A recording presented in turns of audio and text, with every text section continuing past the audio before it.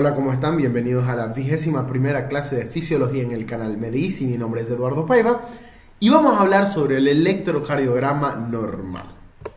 Tópicos que vamos a ver en esta clase: vamos a ver algunas generalidades del electrocardiograma, vamos a hablar sobre las derivaciones del electrocardiograma, tanto del plano frontal y del plano horizontal, vamos a hablar de las ondas, onda P, onda Q, RS, en sí el complejo QRS y la onda T. Vamos a hablar sobre el ritmo cardíaco, vamos a ver la frecuencia, cómo calcular la frecuencia cardíaca y el eje eléctrico del corazón. El electrocardiograma simplemente refleja la actividad eléctrica del corazón. Y para comprender el electrocardiograma tenemos que conocer la excitación rítmica del corazón. El electrocardiograma es una herramienta diagnóstica de gran utilidad y nos permite saber cómo está nuestro corazón sin mirarlo directamente, solo colocando algunos electrodos y registrando las ondas. Cuando un potencial de acción viaja sobre el músculo cardíaco, hay un cambio eléctrico dentro de la célula, como vimos en la clase de potencial de acción del músculo cardíaco. La célula se despolariza y eso hace positiva a la célula por la entrada de sodio y calcio, y se repolariza y se negativiza, se hace más negativa por la salida de potasio, y después la bomba de sodio-potasio pasa, restablece los gradientes iónicos. El electrocardiograma está representado por la onda P, onda QRS, en sí el complejo QRS, y la onda T. La onda P representa la despolarización auricular, o sea, despolarización de ambas aurículas. El complejo QRS representa la despolarización ventricular y la onda T representa la repolarización ventricular. Y ustedes se preguntarán, ¿por qué no está representada la repolarización auricular? La respuesta está en que el complejo QRS tapa la repolarización auricular, porque en sí existe una repolarización auricular, pero es también demasiado débil la señal. Y aquí tenemos las ondas, pero ahora tenemos que conocer las bases físicas de las ondas. Vamos a colocar el corazón entre dos electrodos. Aquí lo pongo en forma de cámara. Estos electrodos son cámaras. ¿Por qué cámaras? Porque vamos a decir en palabras demasiado sencillas que los electrodos sacan foto de la actividad eléctrica del corazón y los registran en un papel. Un electrodo tiene carga positiva, como este, y este carga negativa. Veamos este ejemplo. Estas son las células cardíacas. Cuando las células se despolarizan en sentido del electrodo positivo, tendremos un vector positivo, tendremos una onda positiva, porque la señal se está acercando hacia el electrodo positivo.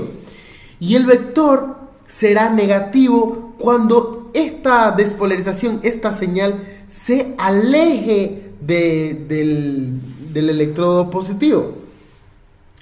Entonces, se está alejando la señal del electrodo positivo y va a marcar una señal negativa. Ese es el principio básico del registro de las ondas. Entonces, tenemos dos electrodos. Aquí tenemos los dos electrodos. Y los separamos en una línea imaginaria. Y toda esta zona es positiva porque está en el electrodo positivo. Y toda esta zona es negativa. Entonces, cuando la señal apunta directo hacia el electrodo positivo, la onda generada en el electrocardiograma será bastante positiva. Pero ¿qué pasa si la señal va en sentido del electrodo, pero no directamente hacia él? Veamos esto. Marcará una onda positiva porque se dirige al lado positivo, pero esta onda va a ser menos positiva que esta que se acercaba directamente. Entonces, la onda va a ser positiva, pero será menos positiva que la señal que se dirige directamente hacia el electrodo positivo. Perfecto. Ahora, ¿qué pasaría si la señal se dirige hacia acá, entre la zona positiva y la zona negativa? Fíjense, pasaría esto. Se llama onda isodifásica. No es ni positivo ni negativo. Va entre un positivo y un negativo. Es una onda que se caracteriza por tener lo mismo de positivo que negativo. Los tamaños pueden variar. Inclusive puede haber ondas isodifásicas que apenas se notan o no se logran ver y parece una línea recta o isoeléctrica.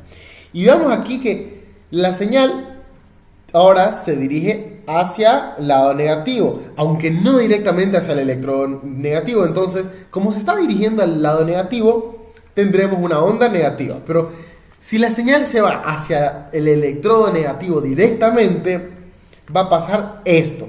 La onda es mucho más negativa que la anterior. Aquí tenemos un resumen de las ondas, algo más claro. Aquí tenemos el corazón, los dos electrodos. La señal se acerca al positivo, la señal va a ser positiva. Se acerca, pero no directamente. También va a ser positiva, pero no tanto como la anterior. La señal está perpendicular al electrodo positivo, o sea, no está ni positivo ni negativo, está entre los dos. Entonces la onda será isodifásica. La onda se aleja, va a ser negativa, pero la onda se aleja directamente, va a ser más negativa que la que no se aleja directamente. Ahora, ¿están de acuerdo que sería un gran desperdicio usar una sola derivación en el corazón? Es como volver a grabar la película Matrix sin aquellos recursos de imágenes donde el actor se paraba suspenso en el aire y la cámara se movía alrededor de él. Sería un verdadero desperdicio si no se volviera a grabar con esos efectos. Lo mismo ocurre en el electrocardiograma. Sería un desperdicio si usamos una sola derivación. Y por eso usamos un sistema de derivaciones que registre el comportamiento eléctrico del corazón por ángulos diferentes y en forma simultánea. Y las cámaras representadas aquí, fíjense, un corazón con varias cámaras. Las cámaras que se representan son las que registran la actividad del corazón de un ángulo distinto. Esta cámara va a tener una visión del corazón y esta va a tener la otra visión opuesta. Esta la visión superior, inferior y así sucesivamente. Existen varias derivaciones. Y veamos que tenemos dos tipos de planos de derivaciones. Tenemos las derivaciones del plano frontal, que son estas representadas en amarillo, y las derivaciones del plano horizontal. Las derivaciones del plano frontal son D1, D2, D3, que son las bipolares, AVL, AVR y AVF, que son las unipolares, y tenemos las horizontales del plano horizontal, que son V1, V2, V3, V4, V5, V6, que son las precordiales, son las derivaciones horizontales. Las primeras tres derivaciones creadas por William Einthoven fueron las derivaciones bipolares, D1, D2 y D3. D1 es obtenida colocando el electrodo positivo en el brazo derecho y el electrodo negativo en el brazo izquierdo. Y así esta derivación registra la diferencia del potencial entre el brazo izquierdo y el brazo derecho. D2 es obtenida colocando el electrodo positivo en la pierna izquierda y el electrodo negativo en el brazo derecho. Así esta derivación registra la diferencia del potencial entre la pierna izquierda y el brazo derecho. D3 es obtenida colocando el electrodo positivo en la pierna izquierda y el electrodo negativo en el brazo izquierdo. Así, esta derivación registra la diferencia del potencial entre la pierna izquierda y el brazo izquierdo. Y aquí observemos las derivaciones bipolares del plano frontal, D1, D2, D3. Como hablamos anteriormente, las diferencias del potencial. Y están representadas por este triángulo que se llama triángulo de Einthoven.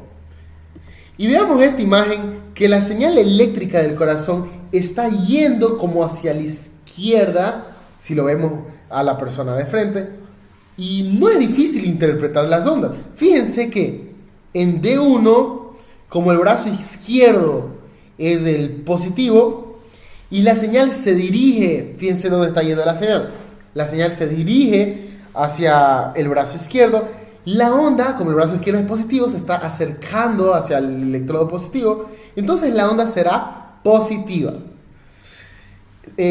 Como lo registra en D1 y D2. Fíjense cómo D2 está aquí. Aquí está lo positivo y lo negativo. Entonces, la señal se está yendo hacia acá. Entonces, como aquí es positivo y aquí es negativo, entonces D2 también será positivo. Fíjense, D2 es positivo. Ahora, observemos D3. ¿Dónde está sus electrodos de D3? Está aquí. Aquí está el positivo y aquí está el negativo. Si aquí está el positivo y aquí está el negativo y la señal se está yendo hacia allá, fíjense, se está alejando prácticamente, porque aquí está positivo y allá está negativo, está así, la señal se está alejando del electrodo positivo. Entonces, si se está alejando del electrodo positivo y se está acercando al negativo, la señal será negativa, y por eso D3 es negativo. ¿Quedó claro? Y hasta aquí solo observamos 3 derivaciones frontales. Faltan las otras 3, que son AVL, AVR y AVF, que antiguamente se les llamaba solo VL, VR y VF, pero como la señal era muy débil, tuvieron que aumentarle o amplificar la señal y se colocó una A de aumentada. Son derivaciones frontales, pero ¿cuál es la diferencia? Que son unipolares. Mide la diferencia del potencial entre cada uno de los vértices del triángulo de todo. Fíjense, aquí estaba D1, aquí estaba D3, D2, pero aquí vamos a ver la diferencia del potencial del vértice del triángulo de Itomo. Mide la diferencia del potencial de cada uno de los vértices y el centro del corazón, que sería la carga neutra. Como vemos en la imagen, que el centro, que es el corazón, sería el punto cero, el punto de registro. Entonces, acuérdense que el triángulo de Einthoven está formado por D1, D2, D3 y los vértices están representados por AVR, AVL y AVF. Y aquí tenemos un resumen de las derivaciones del plano frontal y las diferencias de potencial de cada uno de ellos, que te aconsejo que le des pausa para analizarlo uno por uno. Y ahora tenemos este sistema. Este sistema se llama sistema hexaxial, donde podemos representar todas las derivaciones del plano frontal. Aquí observamos las 6 derivaciones. D1, D2, D3, AVL, AVR y AVF. Sus partes positivas, sus electrodos positivos, y su opuesto, su electrodo negativo. Entonces, vemos también que este sistema está representado por grados. Aquí está 0 grados, más 30, más 60, más 90, más 120, más 150. Y aquí es positivo y aquí negativo. Menos 30, menos 60, menos 90, menos 120, menos 150. Esto nos sirve para saber dónde está el eje del corazón. Y eso lo vamos a ver más adelante cuando hablemos de eje cardíaco, en este video. Y ahora aquí veamos. ¿Se acuerdan de las cámaras que marca el electrodo positivo?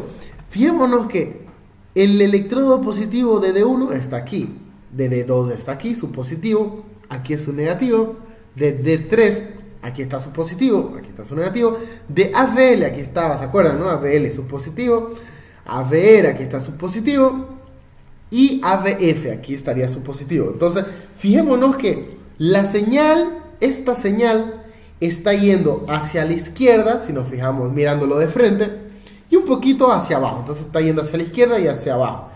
Entonces, ¿cómo será mi señal en D2? ¿Cómo creen que será mi señal en D2? Va a ser una señal positiva. Y fíjense, ¿cómo creen que será mi señal, mi onda en AVL? Fíjense, no está perpendicular en sí, está un poco positivo, va a ser una onda positiva. Pero ahora, ¿cómo creen que estaría mi onda en la derivación AVR? Si la señal se está alejando de esta derivación, mi onda va a ser negativa, porque se está alejando la señal. Pero no nos olvidemos que las derivaciones del plano frontal, todas estas, nos dan información de arriba hacia abajo, o de abajo hacia arriba, de derecha a izquierda y viceversa, de izquierda a derecha. O sea, una orientación bidimensional.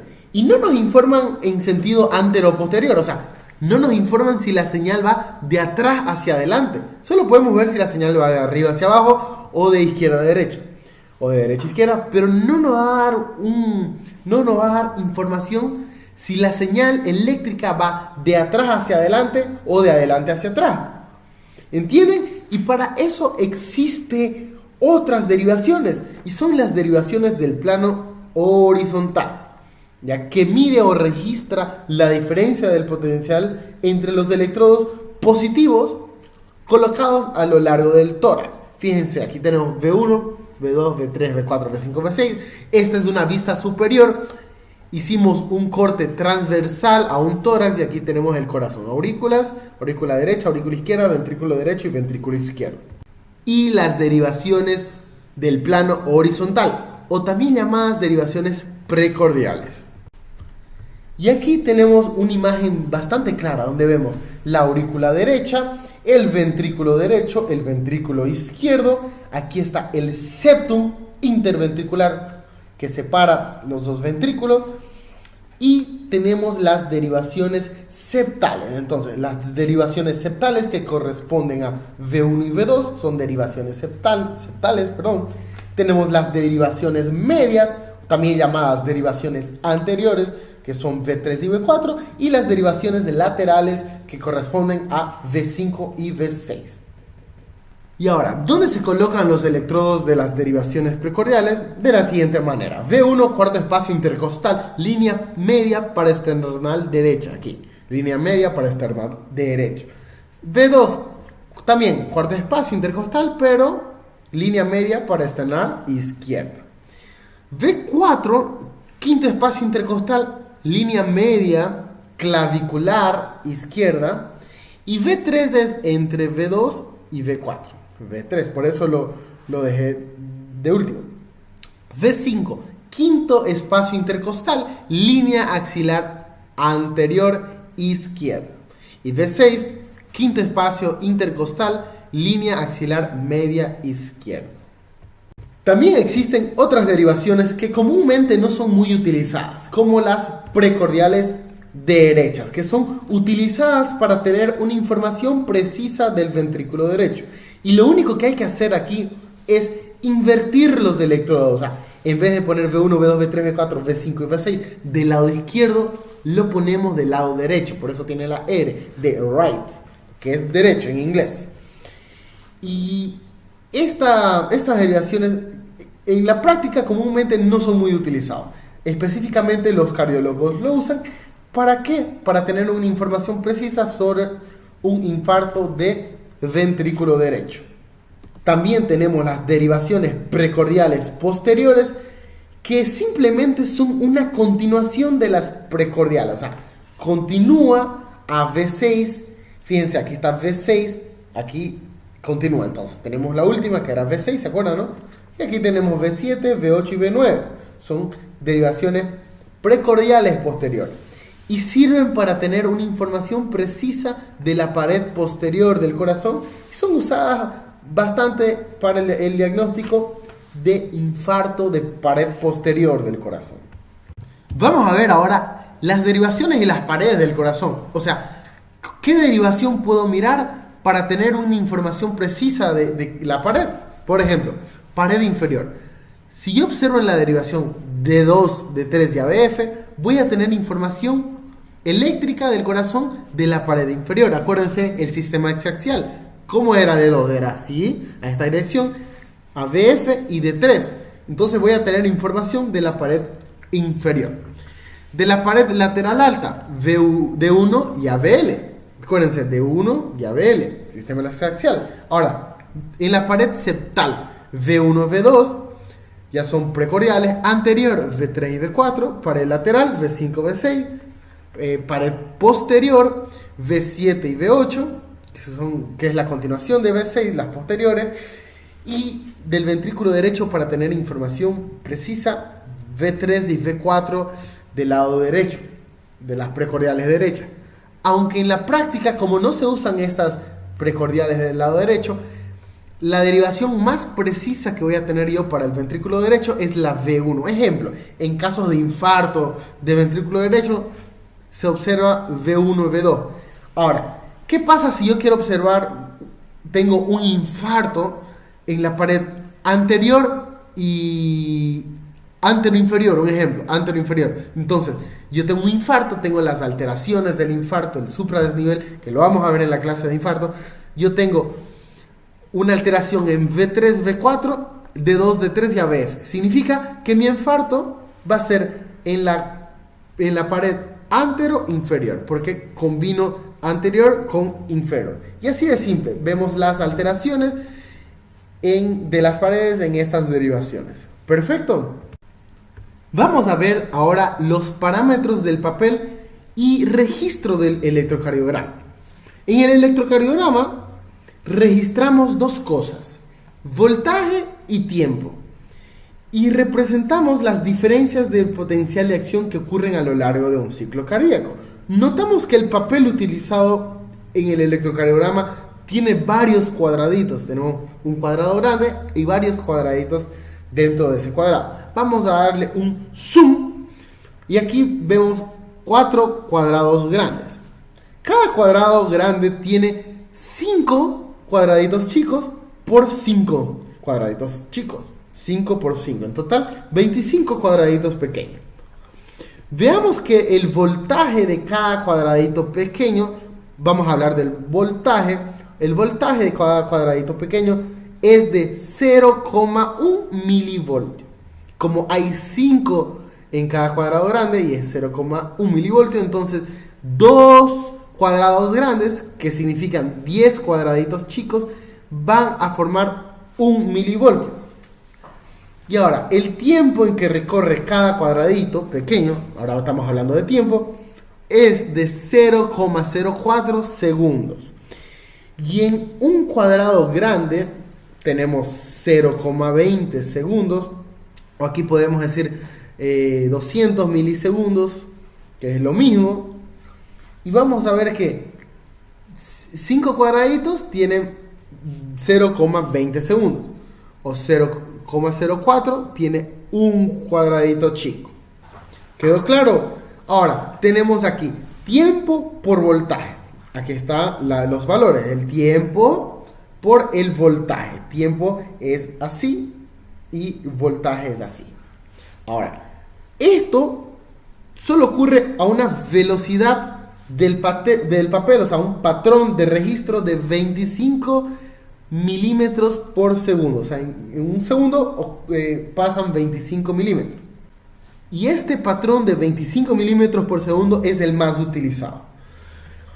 Y para que esté calibrado, porque tenemos que ver que un electrocardiograma esté calibrado para que tengamos un registro fidedigno. Entonces, ¿cómo sabemos que está calibrado?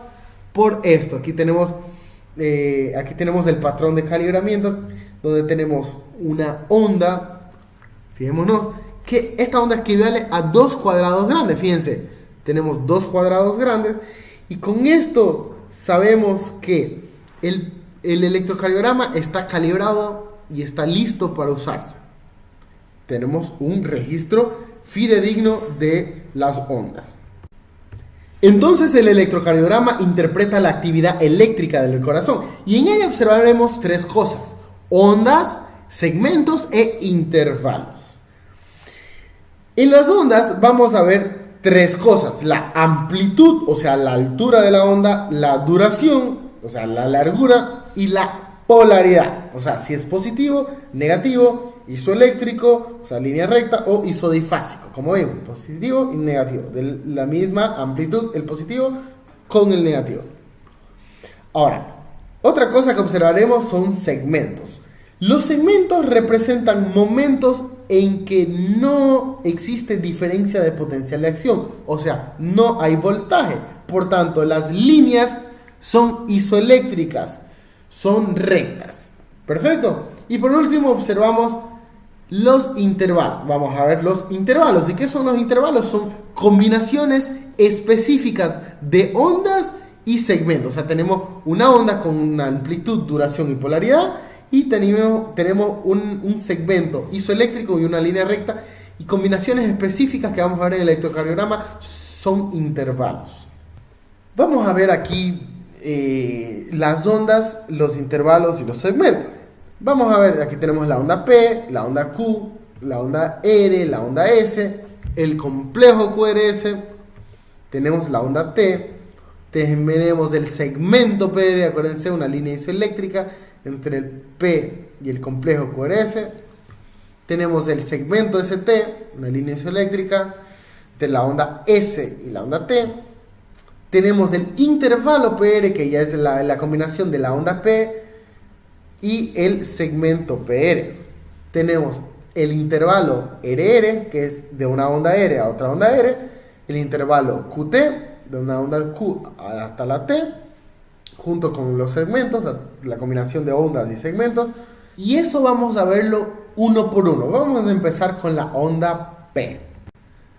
Vamos a hablar de la onda P. La onda P corresponde a la despolarización auricular. Y veamos aquí que tenemos la aurícula derecha, la aurícula izquierda, el nódulo sinusal, el nódulo atrioventricular. Y como vimos, primero se despolariza la aurícula derecha y después la aurícula izquierda, en un sentido de derecha a izquierda, en una vista mirándolo de frente, de derecha a izquierda y de arriba hacia abajo, así. Y la onda P tiene el eje medio, el eje de despolarización apunta aproximadamente a 60 grados positivos, aunque puede variar entre 0 y 90 grados. Las mejores derivaciones para analizar las propiedades de la onda P, y con propiedades me refiero a la morfología, a la duración y a la amplitud de la onda, es en la derivación D2 del plano frontal, o sea, aquí, y V1, o sea, aquí del plano horizontal. Entonces veamos la onda P, veamos la dirección de la onda P. Y fijémonos que tenemos la derivación de 2. Y fijémonos que la onda P, como se está acercando a la derivación, va a ser positiva. Y como se está alejando de AVR, ¿se acuerdan el sistema hexaxial? Se está alejando de AVR la señal, la onda P, la despolarización auricular. Entonces, ¿cómo estará nuestra onda P en AVR? Negativo. ¿Y cómo creen que estará nuestra onda P en AVL? ¿Se acuerdan? AVL está perpendicular a la señal, entonces será isodifásico. Aquí está isodifásico, pero como la señal es bastante débil, no se nota mucho, pero tenemos una onda isodifásica, que prácticamente parece isoeléctrica por su voltaje diminuto que tiene la onda P. Entonces, veamos que la onda P se conforma por dos ondas. Una de despolarización de la aurícula derecha, que lo vemos en verde, y otra de despolarización de la aurícula izquierda, que se despolariza después, que lo vemos en rojo. El conjunto de estas dos ondas es la onda P. O sea, la onda P corresponde a la despolarización primero de la aurícula derecha y después de la aurícula izquierda. Su conjunto forma la onda P. Y la onda P tiene una amplitud menor que 0,2 milivoltios, tiene que ser menor para que sea normal, menor que 0,2 milivoltios, o sea, máximo 2 cuadraditos hacia arriba, y en tiempo tiene que ser menor que 120 milisegundos, o sea, máximo 3 cuadraditos. Ahora veamos la onda P en el plano horizontal, o sea, en las derivaciones precordiales. Aquí tenemos el corazón, aurícula derecha, aurícula izquierda. Aquí tenemos el esternón en azul y las derivaciones precordiales, V1, V2, V3, V4, V5 y V6. Ojo que este es un corazón visto desde arriba. Y vemos que la señal de despolarización de la aurícula derecha se va hacia este lado. Y la despolarización de la aurícula izquierda se va hacia el otro lado. Ojo que esta es una vista superior, así que la dirección de la señal va a cambiar. Entonces, fijémonos cómo estará nuestra onda P en la derivación V1. El vector de la aurícula derecha, ¿cómo estará? El vector de despolarización se va a acercar a V1, fíjense, la aurícula derecha se está acercando en V1, entonces tendremos el registro de la despolarización de la aurícula derecha en V1. Fíjense, esta que está en verde es la despolarización de la aurícula derecha. Pero después, como primero se despolariza la aurícula derecha, que viene hacia acá, y después la izquierda, ¿cómo estará la dirección de despolarización de la aurícula izquierda? Se está alejando de V1. Entonces, fíjense cómo estará nuestra onda P, representada en negro. Así estaría el final de nuestra onda P. ¿Por qué? Porque esta es la despolarización de la aurícula izquierda que se está alejando. Como se está alejando, vamos a tener esta negatividad. Y esta es la morfología de la onda P en la derivación V1. ¿Cuál es lo bueno de la derivación V1?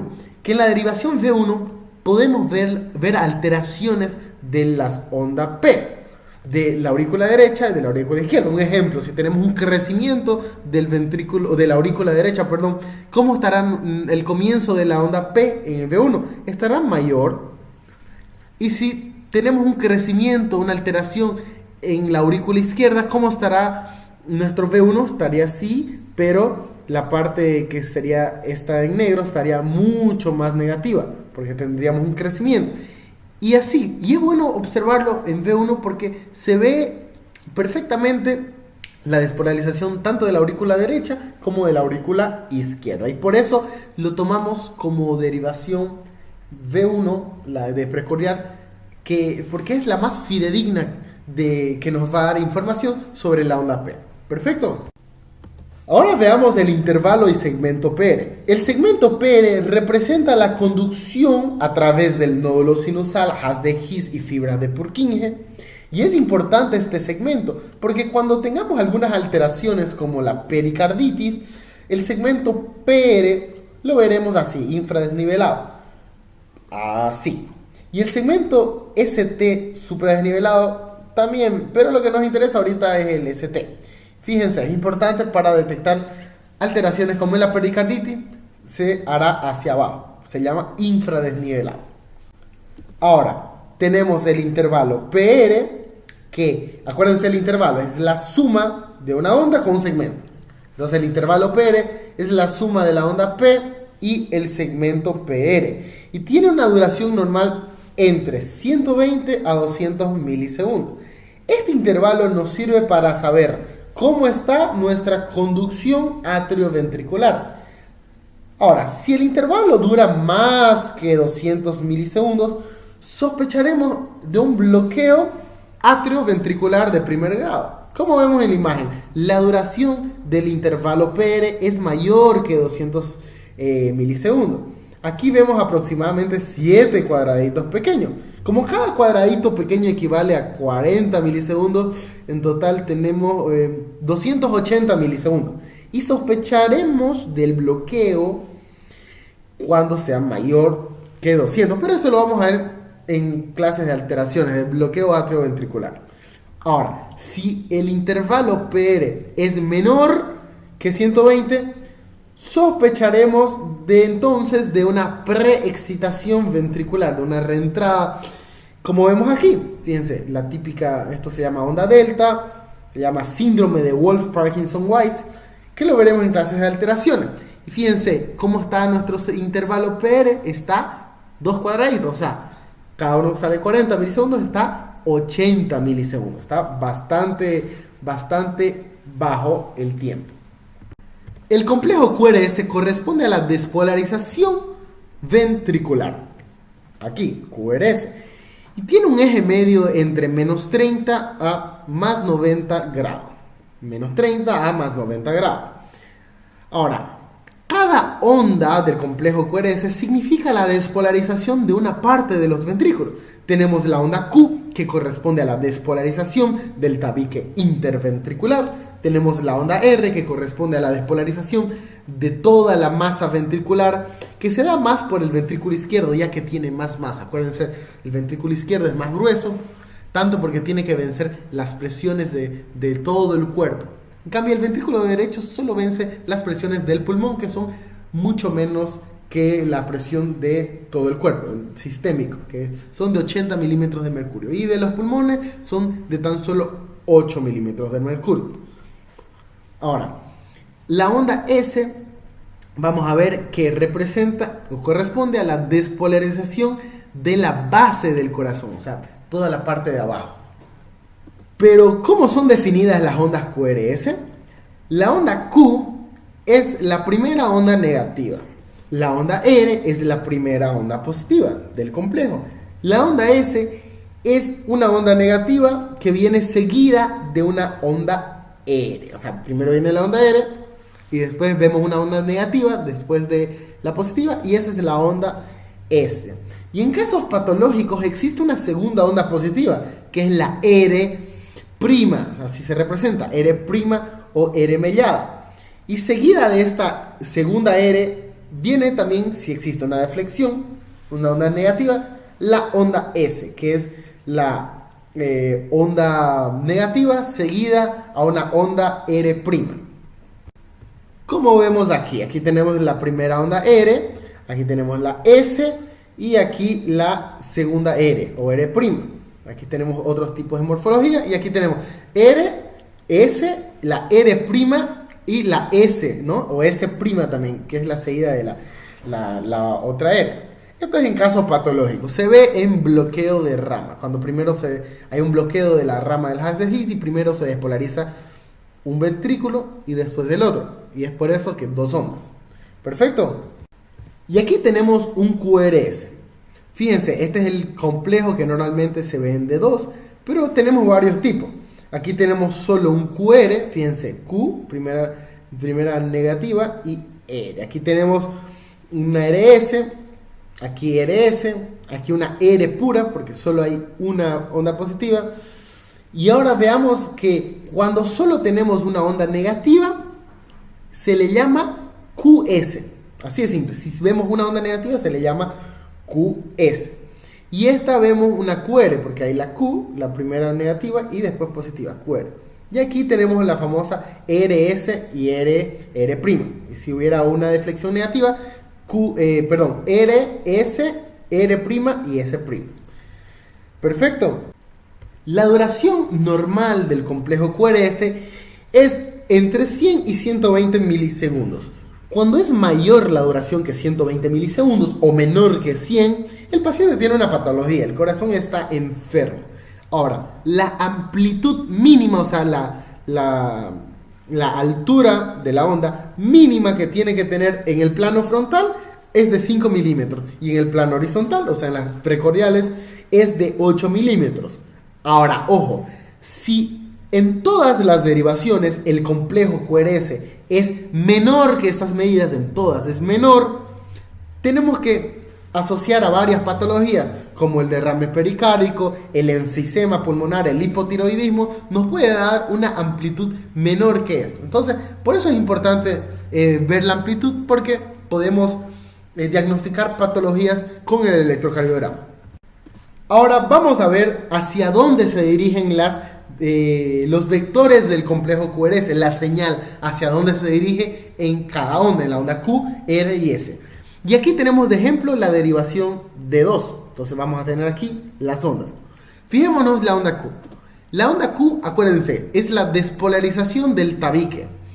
Y primero se despolariza la parte izquierda y después se despolariza la parte derecha.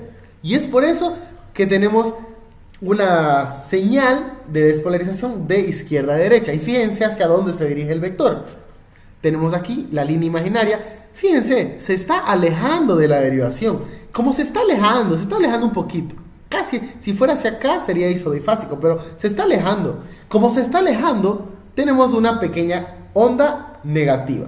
Ahora, tenemos la onda R, que es ya la despolarización de la masa ventricular. La señal se está acercando hacia el electrodo. Y veamos que como la masa ventricular es bastante, pero muy grande, la señal también será grande. Entonces la amplitud de la onda, fijémonos, onda R se está acercando.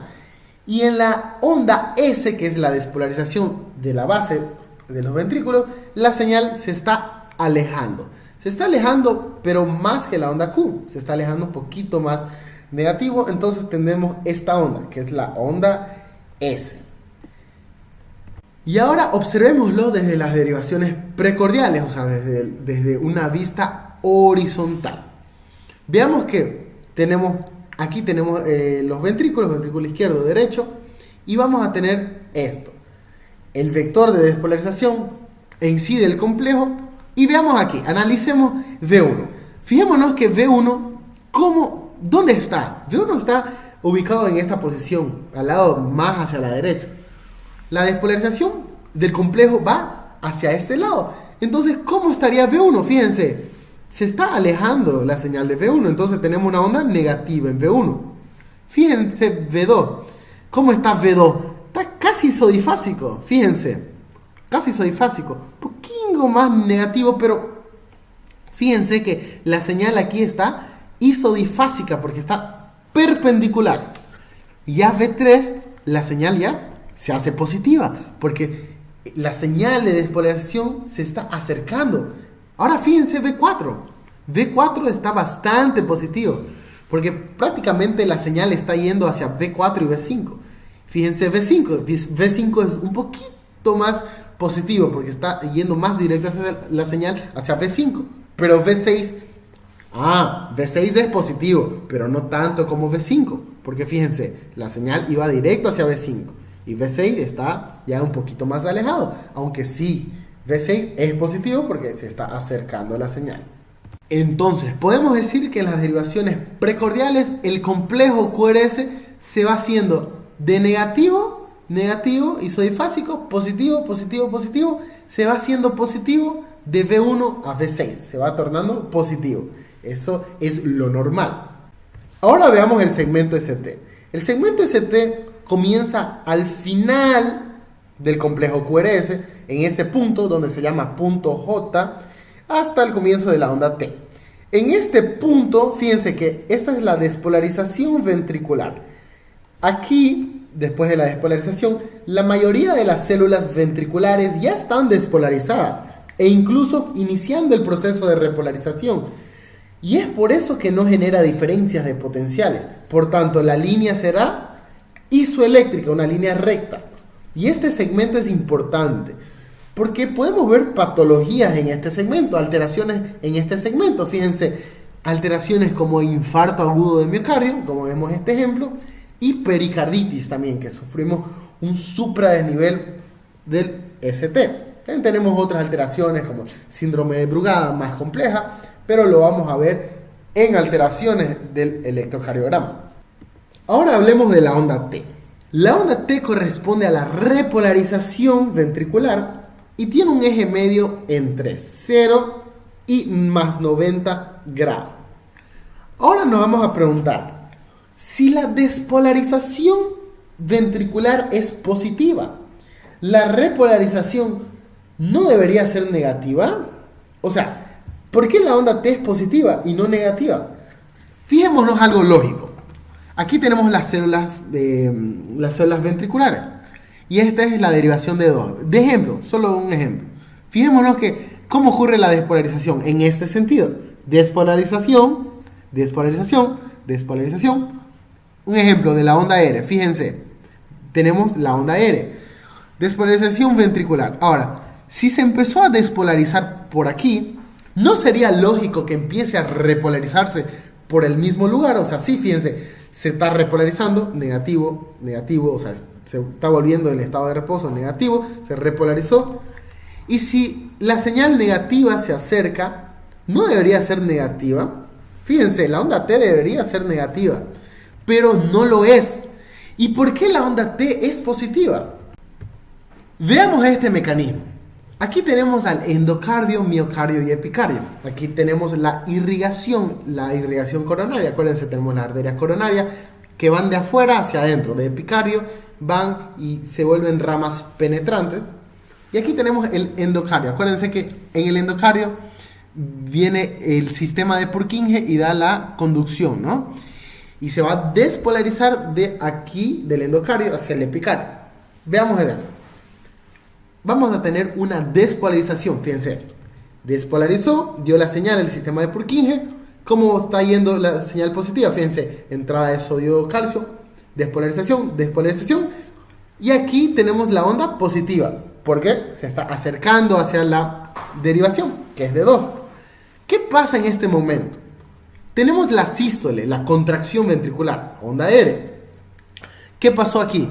Esta sístole va a hacer que las presiones ventriculares aumenten, se vuelvan grandes y van a hacer una compresión en estas ramas penetrantes. Eso comprometen la irrigación del endocardio y parte del miocardio.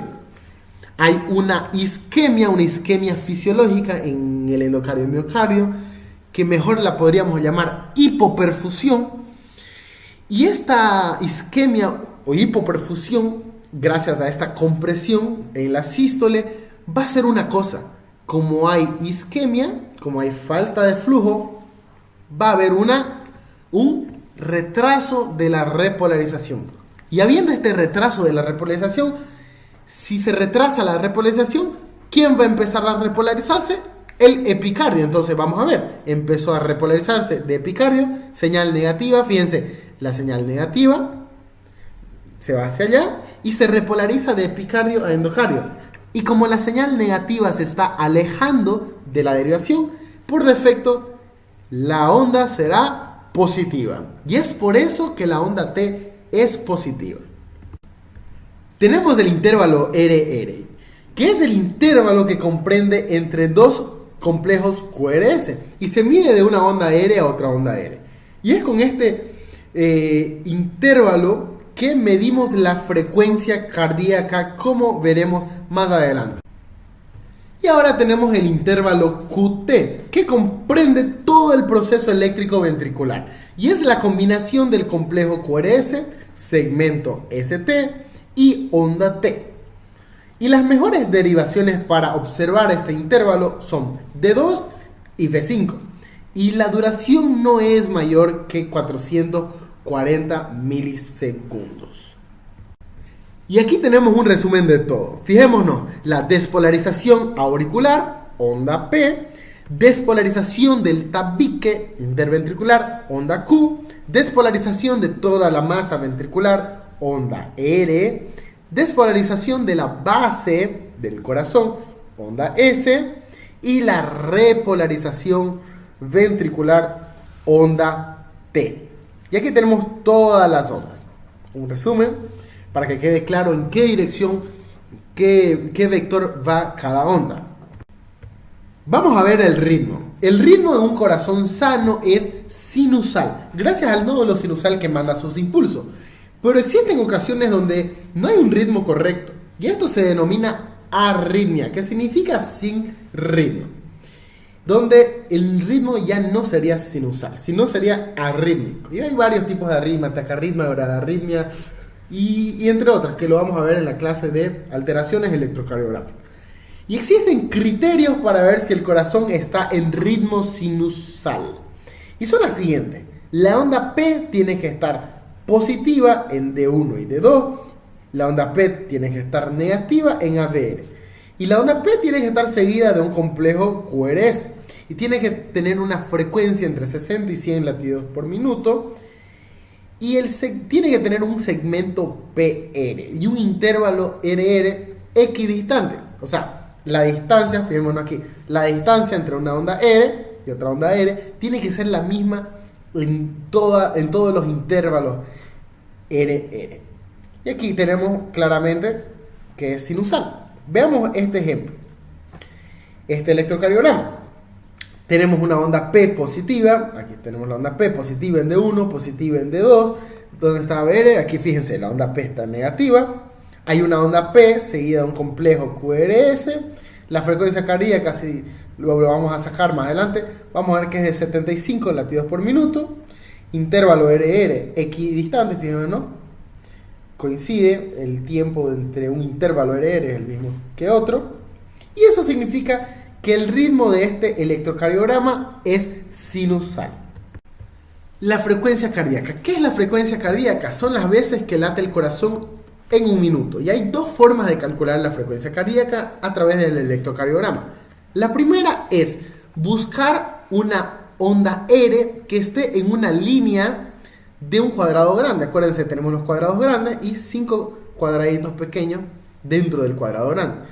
Y si nosotros vemos una onda R que coincide con la línea de un cuadrado grande y vamos al siguiente cuadrado, a la siguiente línea del cuadrado, tenemos 300 de frecuencia, 150 en el otro, 100, 75, 60 y así sucesivamente. Fijémonos este ejemplo, aquí tenemos una onda R en la primera línea, fijémonos que la siguiente onda R coincide en esta línea, entonces la frecuencia sería 75 latidos por minuto. Fijémonos aquí tenemos una onda R, un complejo QRS, y vemos que la onda R inicia aquí, tenemos 300 en la siguiente línea del cuadrado grande, 150, 100, justamente se paró en 100, entonces la frecuencia va a ser 100 latidos por minuto. En este otro ejemplo, fíjense, el complejo QRS y el otro complejo, 300, 150, 100, 75, 60. Entonces la frecuencia va a ser 60 latidos por minuto. Tenemos otra forma de sacar que es más fidedigna, es más exacta. Y vamos a ver esto.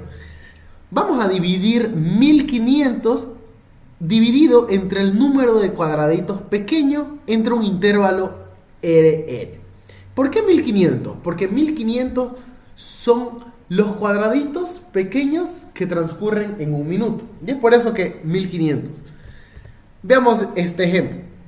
Tenemos aquí, vamos a contar, tenemos un cuadrado grande, que tenemos 5 cuadraditos pequeños, entonces 5, 10, 15, 20, y aquí tenemos 1, entonces 21. Entonces 1500 dividido entre 21. Entonces, nuestra frecuencia cardíaca será 71 latidos por minuto. Y por último, vamos a aprender a sacar el eje cardíaco. El eje cardíaco es el cálculo de la dirección y sentido del vector resultante de la suma de cada uno de los múltiples vectores. ¿Y la suma de qué vectores? La suma de vector Q, R y S. En sí, la suma del complejo QRS. Y este eje puede ser normal si está entre 0 y 90 grados positivo. Puede estar desviado a la izquierda si está entre 0 y menos 90 grados. O puede estar desviado a la derecha si está entre más 90 y 180. Y también puede estar desviado a este lado, que es bastante raro y se llama eje indeterminada o extremo. Tenemos dos métodos para sacar el eje cardíaco. El método A o el primer método consiste en buscar la derivación isodifásica, o sea, esta onda, y después buscar la derivación perpendicular a esta onda isodifásica. Veamos este ejemplo. ¿Dónde está la derivación isodifásica? Está aquí, fíjense, en ABL, isodifásica. Entonces, si ABL es isodifásica, ¿cuál será su perpendicular? Será D2. Y D2 es su perpendicular. Pero, entonces mi eje está aquí en más 60 grados. Pero, ¿qué me asegura de que mi eje sea aquí? Así que D2 esté correcto. Lo que tengo que ver es que D2 sea positivo. Fíjense, D2 es positivo y ABL es isodifásico, entonces claramente se ve que mi eje está aquí, está normal. Acuérdense, desviado a la izquierda, desviado a la derecha y normal. Ahora, ¿qué pasa si yo tuviera en D3 una onda isodifásica? Fíjense, D3, ¿dónde estaría mi eje? Estaría hacia más 30 grados.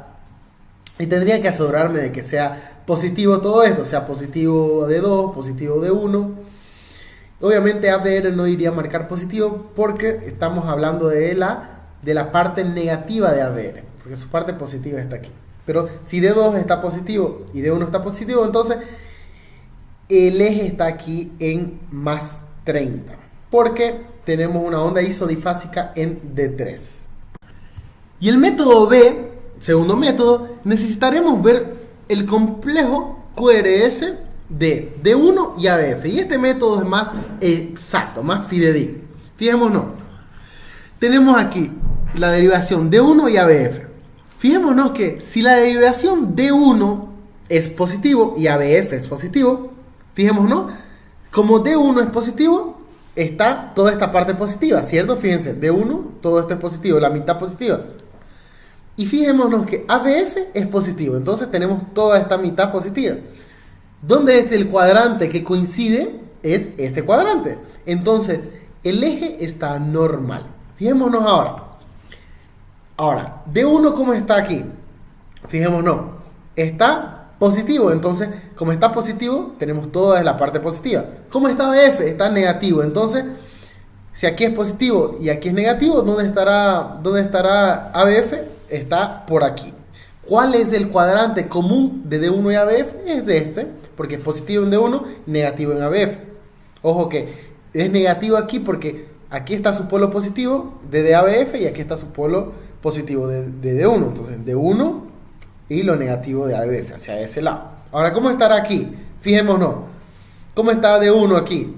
En este eje, fijémonos. D1 está negativo, fijémonos aquí. Negativo D1 y ABF, ¿cómo va a estar? Positivo, entonces hacia abajo. ¿Cuál es el cuadrante en común entre D1 y ABF? Aquí. Y aquí tenemos el eje extrema, ¿no? Indeterminado. Que vemos que tenemos negativo D1 y ABF negativo. Perfecto. Ahora vamos a ver este ejemplo. Fijémonos. Tenemos aquí D1 y ABF. Fijémonos que en D1, ¿cuánto tenemos? Tenemos 4 positivos. 1, 2, 3, 4. Pero ¿qué pasa? Hay uno negativo. Fijémonos la onda R y la onda S. Fijémonos que la onda S hay un cuadradito, chiquitito negativo. Ese cuadradito le restamos lo positivo con lo negativo. 4 positivo menos 1. ¿Ya? Y ABF, fijémonos, dos cuadraditos positivos y uno negativo. Entonces, 2 y menos 1. Hacemos los cálculos y tenemos en D3 3 cuadraditos de la diferencia y en ABF 1. Con este cálculo que hicimos, D1 tenemos 3 y ABF tenemos 1, vamos a hacer lo siguiente. Trazamos con una regla. Exactamente, podemos hacer en centímetros si queremos. La cosa es tener la misma medida para los dos. Fijemos, ¿no? Tenemos los 3 en D1. D1 es positivo, entonces 1, 2, 3. ¿Ya? Si fuera negativo D1 sería al revés, hacia el otro lado. ABF es positivo. ¿Se acuerdan que era más 2 menos 1? 1, entonces tenemos solo 1 positivo hacia este lado. Con esto podemos sacar el eje, fíjense, trazamos una línea aquí y una línea aquí, así, y ponemos un punto entre las dos líneas trazadas, y desde el punto central sacamos el eje y hacemos que coincida con la línea, y nuestro eje está hacia este lado, aproximadamente más 20 grados. De bibliografía utilicé el Tratado de Fisiología Guyton Hall, edición número 13, aunque de bibliografía utilicé más el Metelectro y el Dubin de electrocardiograma. Muchas gracias, te mando un abrazo.